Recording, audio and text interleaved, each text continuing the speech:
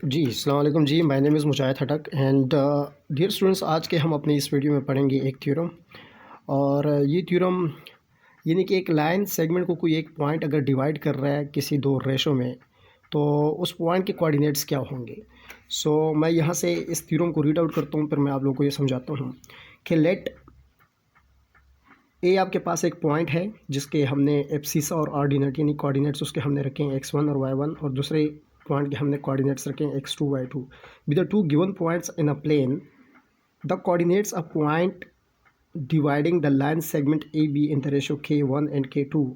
और उस पॉइंट के फिर जो कोऑर्डिनेट्स होंगे वो यानी जो आपके पास एब्सिसा होगा वो होगा k1 x2 plus k2 x1 divided by k1 plus k2 comma k1 y2 plus k2 y1 divided by k1 plus k2। आइए इसको देखते हैं कि इसका प्रूफ कैसे करते हैं।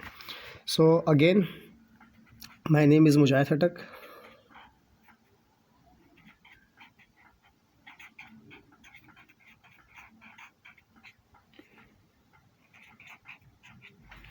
ओके, सो अब इस थ्योरम का प्रूफ जानते हुए हम करेंगे ये कि लेट सपोज हमारे पास प्लेन में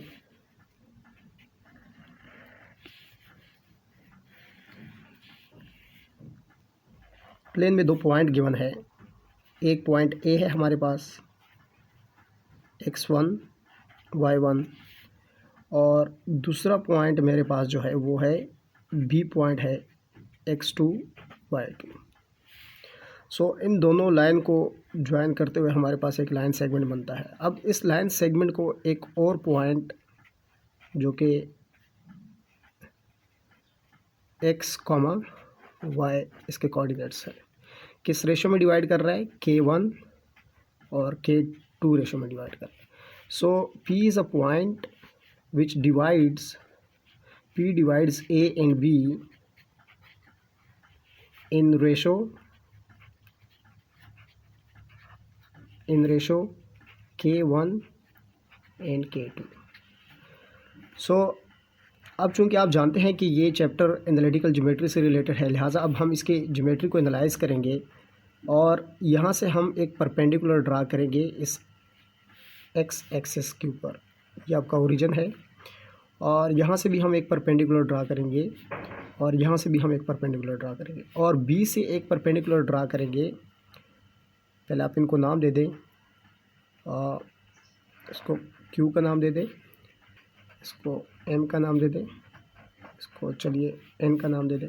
अब यहाँ P से एक परपेंडिकुलर ड्रा करें AQ के ऊपर, इसको C का नाम दे दें, इसको भी कोई नाम दे दें, D का नाम दे दें, चलें,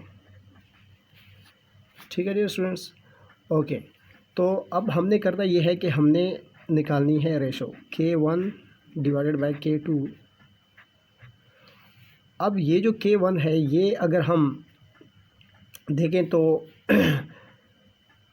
ये रेशो इक्वल है AP लाइन सेगमेंट की इक्वल, और ये जो K2 है ये PB लाइन सेगमेंट की इक्वल है।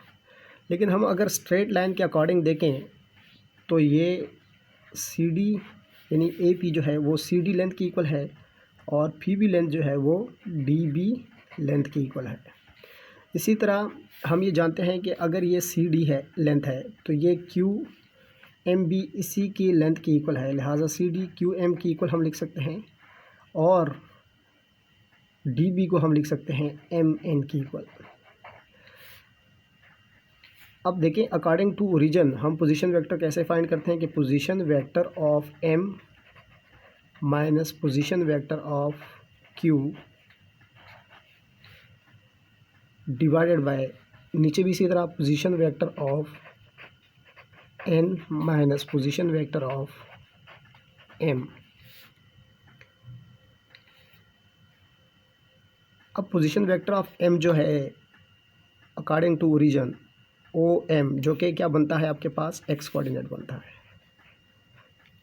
और पोजीशन वेक्टर ऑफ Q जो है आपके पास अकॉर्डिंग टू ओरिजिन OQ वो आपके पास बनता है x1। इसके बाद पोजीशन वेक्टर ऑफ n अगर हम देखें अकॉर्डिंग टू रीजन, तो ये वो सारी ये लाइन है अलॉन्ग एक्स एक्सिस जो कि x2 बनता है आपके पास,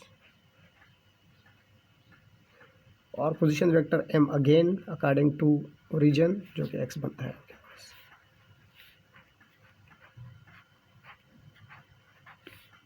नाउ अब अगर इसको हम क्रॉस मल्टीप्लाई करें,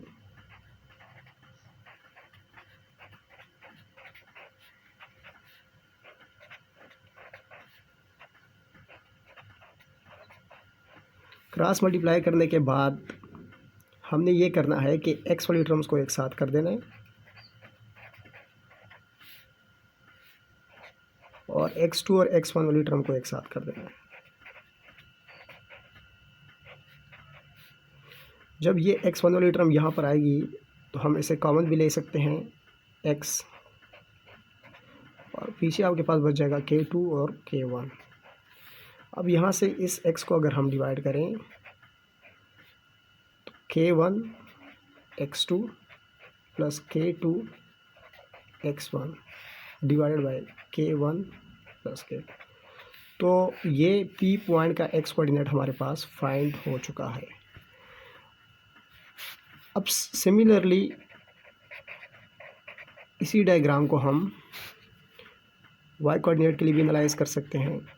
लिहाजा y के लिए आ जाएगा k1 y2 plus k2 y1 divided by k1 plus k2। तो ये उस P के दोनों कोऑर्डिनेट्स फाइंड हो चुके हैं जो कि ए बी लाइन सेगमेंट को डिवाइड कर रहा था रेशो k एंड k2 में। आई होप सो कि ये टॉपिक समझ आ गया होगा। Thank you so much and अल्लाह हाफिज़।